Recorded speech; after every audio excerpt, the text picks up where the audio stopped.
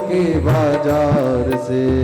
अच्छी गुड़िया ले आना, अच्छी गुड़िया ले आना, अच्छी गुड़िया ले आना, अच्छी गुड़िया ले आना। गुड़िया चाहे मत लाना, गुड़िया चाहे मत लाना। पापा जल्दी आ जाना, पापा जल्दी आ जाना, पापा जल्दी आ जाना, पापा जल्दी आ जाना। सात समुंदर पार से, सात समंदर पार से, गुड़ियों के बाजार से, गुड़ियों के बाजार से। अच्छी गुड़िया ले आना, अच्छी गुड़िया ले आना। गुड़िया चाहे मत लाना, गुड़िया चाहे मत लाना। पापा जल्दी आ जाना, पापा जल्दी आ जाना, पापा जल्दी आ जाना, पापा जल्दी आ जाना। ओ माँ,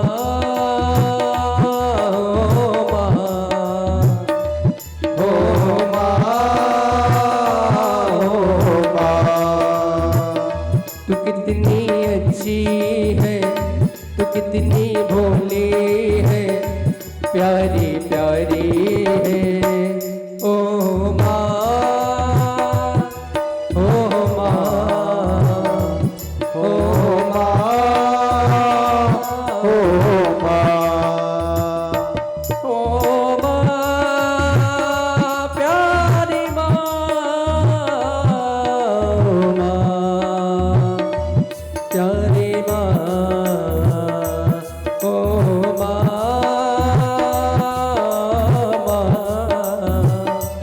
ओ माँ, प्यारी माँ। बोली जगत जननी मैया की जय हो। बोली कृष्ण कन्हैया लाल की, राधा रानी सरकार की।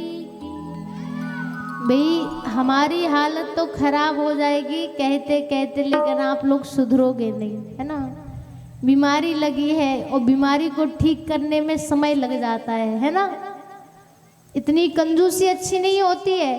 ये सभी गांव वासियों के लिए बड़े अपमान की बात है। बताओ, आपका नाम खराब हो ये आप चाहोगे? और आपका तो ठीक ही ठाक है, आपके पूरे नाम गांव का खराब हो रहा है कि भैया अमरमऊ गांव में जाए थे ना, तो वहाँ पे तो इतने कंजूस लोग थे कि भैया दोबारा लौट कर ना जाए। क्यों ना जाए?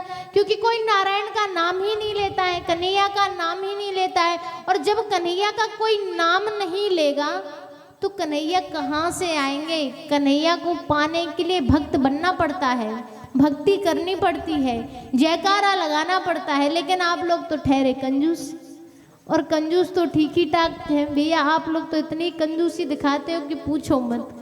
अब तो कंजूसी नहीं दिखाओगे वरना फिर से आपकी गांव की बुराई होगी। गांव की बुराई तो नहीं चाहते। देखो भैया, 2-4 बच्चे बोले है ना, बाकी सब चाहते हैं कि गांव की बुराई हो लेकिन हमारी बुराई ना हो, है ना। अरे भैया, आपके गांव के नहीं ना, आपके सम्मान की बात नहीं है, एक भक्त के सम्मान की बात है। यहाँ भक्त के सम्मान की बात की जाती है कि जो भगवान का, गोविंद का, भगवान श्री राम का भक्त होता है, जो विप्र होता है, जो सनातनीय भक्त होता है, ये उसके सम्मान की बात है। तो आप लोग समझिए, आपको जयकारा लगाना है या नहीं लगाना है? बोले राधा रमण लाल की, राधा बल्लभ सरकार की, बाके बिहारी लाल की। राधे राधे, राधे राधे। आइए आगे की कथा को बड़े विस्तार से बताते हुए, क्योंकि आज कन्हैया का जन्मोत्सव है और देखिए कन्हैया के उत्सव से पहले ही आनंद छाया हुआ है। आज मेघों द्वारा जलवृष्टि हुई है, शांति, और शांति के साथ साथ जो है बड़ा ही सुहावना मौसम है। तो आइए कथा को बड़े प्रेम से बताते हुए इस कथा को श्रवण कीजिए। आज सुखदेव जी महाराज आगे की कथा को बड़े विस्तार से राजा परीक्षित को श्रवण करा रहे हैं।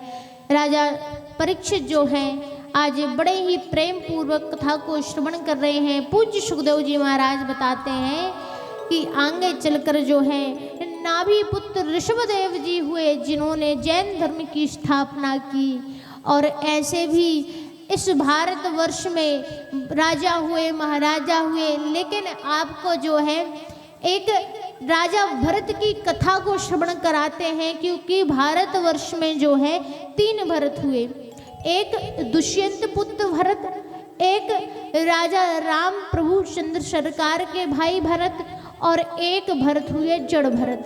इस कथा को जो है आपको इसलिए श्रवण कराना अति आवश्यक है, क्योंकि व्यक्ति क्या है, परिवार में और संसार में ऐसा विदा हुआ है, ऐसा खोया हुआ है कि इस माया ने इसको जकड़ करके रखा है। व्यक्ति इस माया से निकलता ही नहीं है, और अगर निकल जाए ना तो तीर्थ में जाकर ये विचार करता है कि अब परिवार में क्या हो रहा होगा।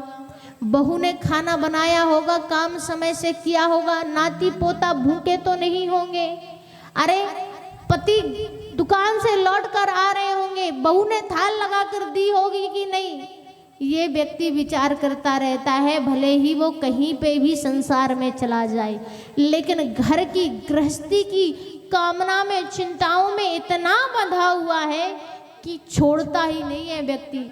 संसार छोड़ देगा लेकिन न परिवार छोड़ेगा, ना समाज छोड़ेगा, ना ब्रह्मांड छोड़ेगा, लेकिन प्राण जरूर छोड़ देगा, लेकिन भगवान को पाने के लिए जो है त्याग नहीं करेगा।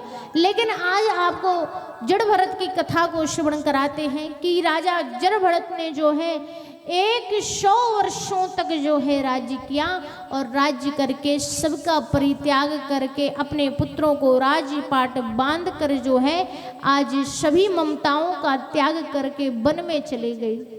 वन में जाकर गांडीक नदी के किनारे नेपाल में जो है उन्होंने भगवान की तपस्या करने लगे। नित्य प्रतिदिन उठे, स्नान करें, सूर्यदेव को जल अर्पित करें, जल अर्पित करके जो है जब तब पाठ पूजा इत्यादि करके भगवान को भोग लगाएं, भोग लगाकर उसी भोग का पान करें।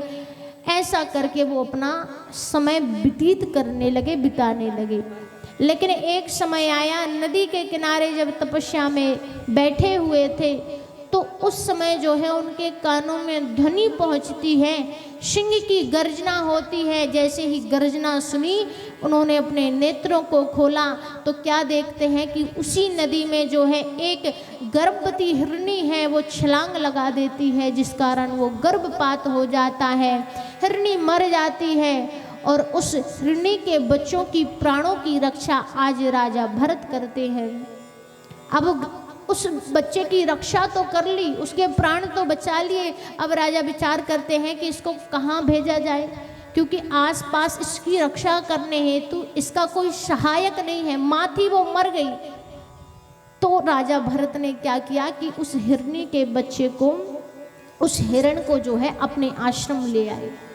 आश्रम में जो है एक संतान की भांति देख रेख की, और देख रेख में उस मृग के, उस शावक के इतने प्रेम में अंधे हो गए, इतनी माया छाई उस प्रेम की कि उसी जो है हिरनी के बच्चे में, उस हिरण में ही उनका सारा समय निकल जाता था।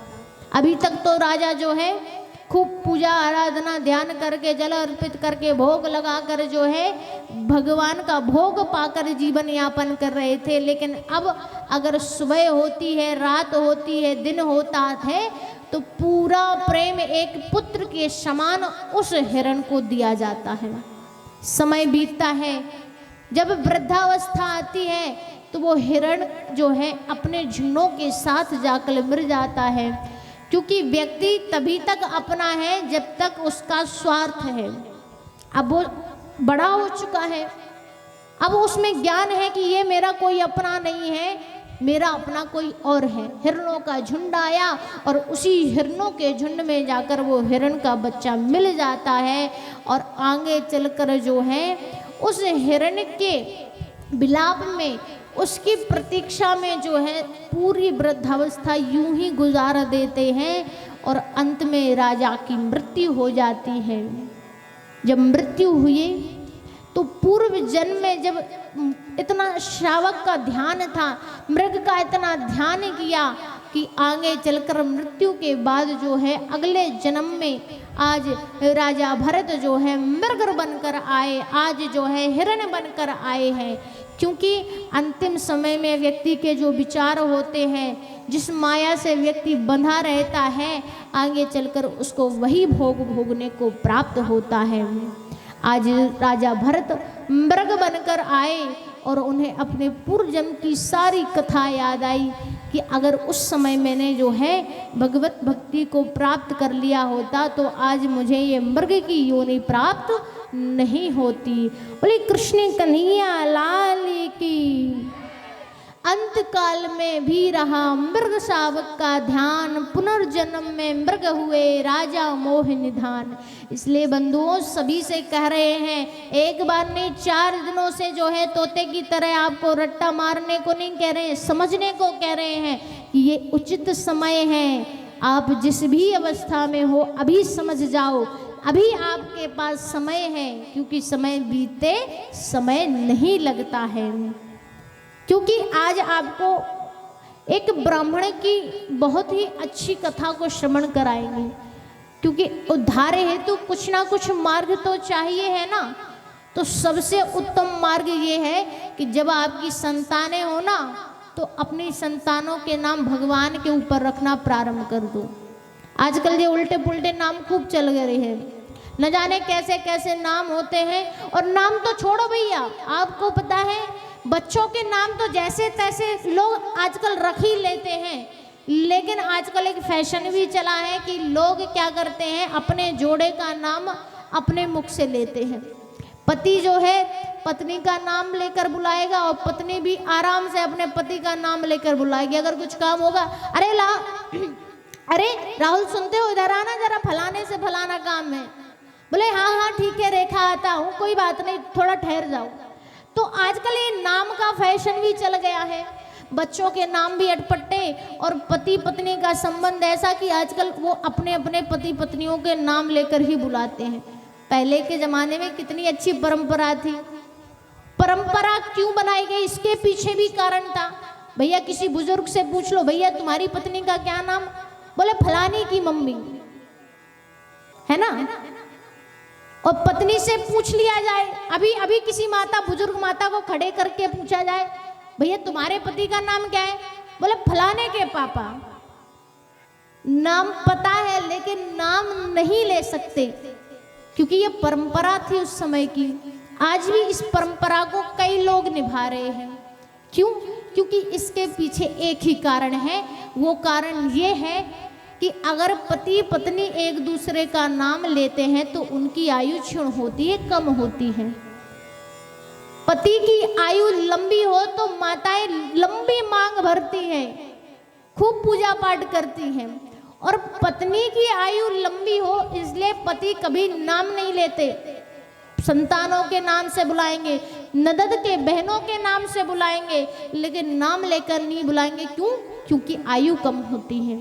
ये परंपरा बुजुर्गों ने इतनी अच्छी बनाई और इस परंपरा को आज भी कई लोग निभा रहे हैं। लेकिन फैशन ऐसा चला कि भैया धन्य हो, आजकल बिना नाम लिए तो कोई रह नहीं सकता। और संतानों के ऐसे ऊटपटांग नाम कि एक व्यक्ति जो है पत्नी गर्भवती थी, हॉस्पिटल में एडमिट थी, और भैया दूसरा व्यक्ति जो है हॉस्पिटल से घर स्नान करने के लिए नहाने आया था। नहाते नहाते फोन बजने लगा, भैया बालक हुआ है, क्या नाम रख दिया जाए। आंखों में जो है साबुन लगाकर, शैम्पू लगाकर खूब रगड़ रगड़ के नहा रहा था, और जोर जोर से जब आंखों में शैम्पू का रस गरा तो उस रस को जो है दूर करने के लिए बार बार चिल्लाए, शैम्पू शैम्पू शैम्पू। तो आज उसके बाल का नाम जो है उसने शैम्पू रख दिया। क्यों? क्योंकि भैया फोन पे बताया जाता क्या नाम रखे। और पहले तो ये हुआ करता था कि भैया जब बालक हो तो पिता को जो है कई समय तक बालक बालिका संतानों का मुख देखने नहीं मिलता था।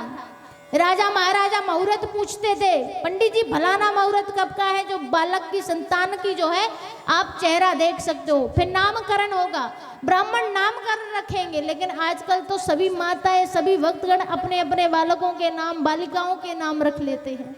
लेकिन नाम रखिए, इसमें कोई दोष नहीं है। लोग कहते हैं मैंने जन्म दिया है, मैंने भरण पोषण किया है तो मेरा अधिकार है, आपका अधिकार है, लेकिन नाम ऐसे रखिए, ऐसे सटीक नाम जो आपके मन को पवित्र कर दे, आपके मन को शांत कर दे। ऐसे नाम रखिए जो वाणी को पवित्र कर दे, बोलने में इतनी मधुरता आए कि मानो बिल्कुल जैसे रसगुल्ला आज ही क्या नित्य प्रतिदिन खा रहे हो। ऐसे नाम रखो। क्योंकि आपको बहुत सुंदर दृष्टांत बताते हैं। एक सेठ जी थे, सेठ जी की पत्नी और एक ही संतान थी। उस संतान में उनका एक ही बालक था, एक लौता बालक था, कोई पुत्री और अन्यादि कोई पुत्र नहीं था। पुत्र जब विवाह के योग्य होता है तो उसकी शादी होती है, विवाह होता है, घर में नई बहू आती है। तो बहू जब घर में आती है तो क्या होता है, 1 महीने तक तो कोई काम के लिए किसी प्रकार से उसको कहा ही नहीं जाएगा, है ना। नई बहू है, अभी थोड़ी काम करेगी। बोलते हैं हाथों की मेहंदी छुटी नहीं है, काम कैसे करवाएं बहुओं से। कोई बात नहीं, अभी तो खूब उनका स्वागत सत्कार सम्मान सब कुछ होगा, खूब लाड़ प्यार होगा। लेकिन जैसे ही 2-4 महीने बीतेंगे तो बहू लग जाओ काम पर, है ना। सबके घर घर की कहानी है। कब तक जो है खूब स्वागत सम्मान होता रहेगा।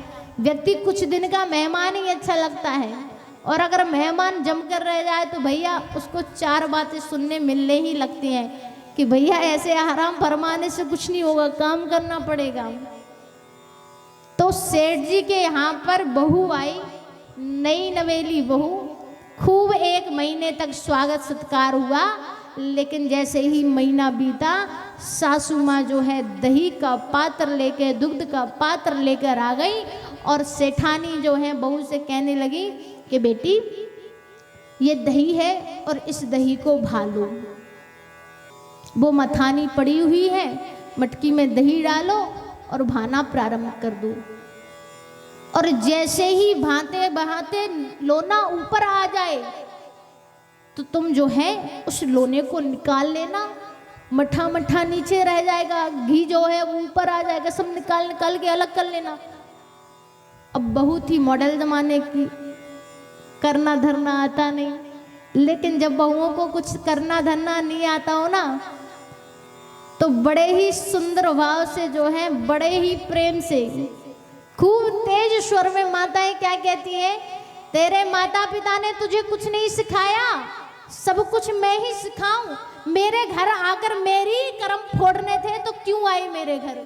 अरे माता पिता ने कुछ सिखाया ही नहीं, तो माता पिता ने तो कुछ नहीं सिखाया, बालिका बेटी सीख नहीं पाई। लेकिन जब बहुएं घर में आए कुछ ना बने तो आप सिर पर हाथ फेर कर कह देना, बेटा कोई बात नहीं, जो नहीं सीख पाई वो यहाँ सीख लेना, क्योंकि है तो आखिर मेरे ही घर की बेटी। बहू तो ठहरी, लेकिन जब आपकी बेटी किसी और के घर जाएगी, उसके साथ ऐसा व्यवहार होगा तो आप इतना घृणित अपमान सह नहीं पाओगे। उसी प्रकार जो है दूसरी की बेटी अगर घर आए कुछ कर ना पाए तो आपको ये नहीं कहना है कि माता पिता ने नहीं सिखाया, ये कहना कि बेटी कोई बात नहीं, अगर नहीं सिखाया कोई बात नहीं। अरे जिम्मेदारी उन्हीं की थोड़ी है, जीवन पर्यंत थोड़ी सब कुछ सिखाते रहेंगे। अरे मेरे घर आ गई हो सब सीख जाओगी। लेकिन सेठानी बड़ी अच्छी थी, सेठानी ने कहा कोई बात नहीं बेटा, तुम पे नहीं आता है, हम सिखा देते हैं। रस्सी को पकड़ो, मथानी को मटके में रखो और धीरे धीरे भाना चालू करो। एक रस्सी आगे करना, एक पीछे, धीरे धीरे जो है जब लोना ऊपर आएगा तो उसको निकाल देना, ठीक है। या फिर मुझे आवाज़ लगा देना अगर कोई सहायता या कुछ बात पूछनी हो। बोले ठीक है माँ जी। अब क्या है, दही भाते भाते जब लोना मक्खन ऊपर आया तो उन्होंने माँ जी को आवाज़ लगाई। बहू सोचने लगी, दोनों रस्सियों में, जो दोनों हाथ में रस्सियां हैं, अगर इन्हें छोड़ देंगे तो मठानी जो है नीचे चटक जाएगी और मटकी फूट जाएगी। नई बहू है, सीखने में समय तो लगेगा ही। रस्सी छोड़ी, मथानी गिरी और मटकी फूटी। इससे अच्छा है माँ जी को बुला लो। अगर कुछ काम गड़बड़ा गया ना तो अभी सुनने को मिल जाएगा। माँ जी को बुलाया, माँ जी सुनिए। 2 बार आवाज़ लगाई, माँ जी आई। माँ जी से कहने लगी, माँ जी ये मक्खन ऊपर आ गया है, आप इसको निकाल लीजिए। अगर मैंने रस्सी छोड़ दी तो आज जो है मथानी के साथ साथ मटकी भी टूट जाएगी, नुकसान हो जाएगा। आप ये मक्खन जो है निकाल लीजिए और जो है फिर जब सब काम हो जाएगा तो मुझे जो काम होगा बता देना।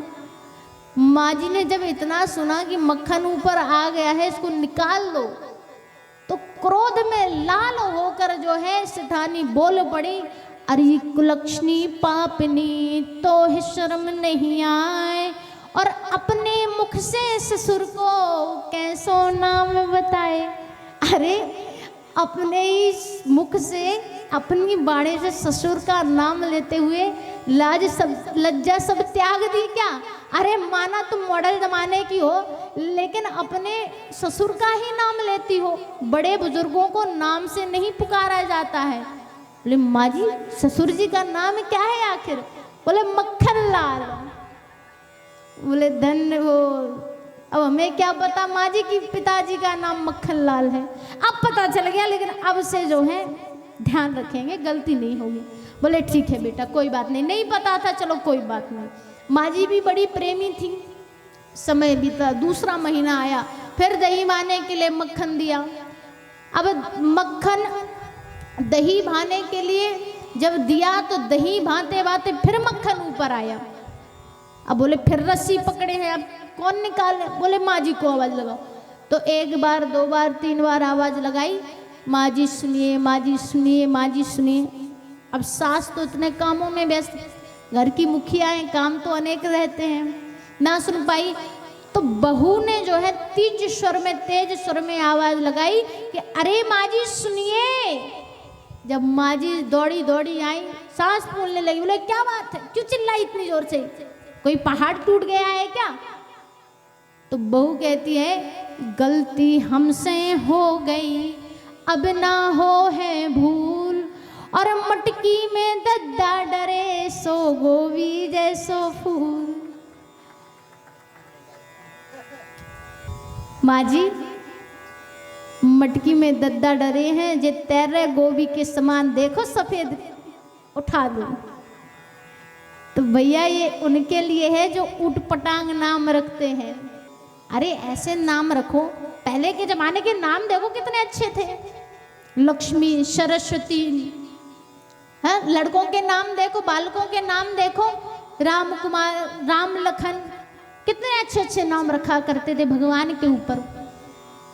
आज तक अगर आप हमारे ग्राम में जाकर हमारे परिवार के बारे में पूछोगे, बड़ाई वाली बात नहीं बता रहे आपको, जो सत्य है वो बात बता रहे। आप अगर जहाँ मेरी जन्मभूमि है वहाँ जाओगे और वहाँ जाकर मेरे खानदान की पूरी हिस्ट्री चेक करोगे ना, तो सब व्यक्तियों के भगवान के ऊपर ही नाम रखे होंगे। पूज्य दादाजी के, बड़े दादाजी के, छोटे दादाजी के, पिताजी के, ताऊ जी के, ताई जी के, सबके नाम ऐसे रखे हुए हैं कि ऐसा लगता है कि पूरे ब्रह्मांड के देवी देवता मेरे ही घर में बैठे हो। क्यों? क्योंकि नाम का जीवन में बड़ा प्रभाव होता है। अच्छे नाम रखोगे, बोलने में जो है मधुरता आएगी, वाणी पवित्र होगी, भगवान का नाम ले रहे क्योंकि। और जब बोलोगे तो वही जब सुनता है व्यक्ति, तो मन अगर क्रोध में होता है तो मन शांत होता है, मन भी पवित्र होता है, पावन होता है। नाम का जीवन में बड़ा प्रभाव है। क्योंकि आज जो है एक कानकुब्ज नाम के ब्राह्मण थे। वो कानकुब्ज नाम के जो ब्राह्मण थे वो कन्नौज जिले में रहा करते थे। एक वैश्यावृत्ति के कारण जो है उनका सत्कर्म नष्ट हो गया। एक ब्राह्मण के कुछ कर्म होते हैं ना, कौन कौन से कर्म होते हैं सबको ज्ञात होगा। ब्राह्मण के 6 कर्म होते हैं। एक वेद पढ़ना व पढ़ाना, यज्ञ करना व कराना, ज्ञान लेना व देना। और इन 6 कर्मों के अगर ब्राह्मण दान लेता है ना, तो ब्राह्मण को दान करना भी चाहिए। ये नहीं है कि कमा कमा के रख लो और पीठ में बांध कर जब मृत्यु आए तो चले जाओ। ऐसा नहीं होता। ब्राह्मण अपने 6 कर्मों से नित्य होता है तो वो भगवान को पाता है। आज एक कानकुब्ज नाम के ब्राह्मण अजामिल रहा करते थे कन्नौज जिले में, और एक वैश्यावृत्ति के कारण जो है उनके सत्कर्म नष्ट हो गए, क्योंकि सर्व अंग भंग होय गुरु की जो निंदा करे, नरक माहे बास होय नारी के चुराए से, कुष्टि और कोई होत विप्रन को सताए से, मूक और बौर होय मुनियन को सताए से। इन कर्मों के द्वारा अगर व्यक्ति ये कर्म करता है तो वो व्यक्ति जो है अनेकों पापों को भोगता है। आज जो है वैश्यावृत्ति के कर्म अजामिल की बुद्धि भ्रष्ट हुई।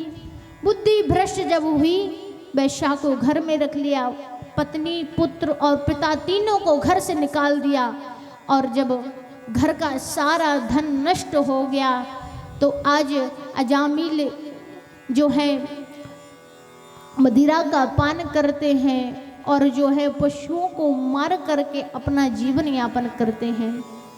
भगवान ने विचार किया कि एक ब्राह्मण होकर के इसने इतने दुष्कर्म किए हैं, आखिर इसका कल्याण होगा तो होगा कैसे। भगवान ने जो है संतों की मति को फेर लिया। आज वृंदावन धाम से काशी की यात्रा करने वाली जो टोली संतों की जा रही थी वो अजामिल के घर पहुंच जाती है। अजामिल के घर पहुंचने पर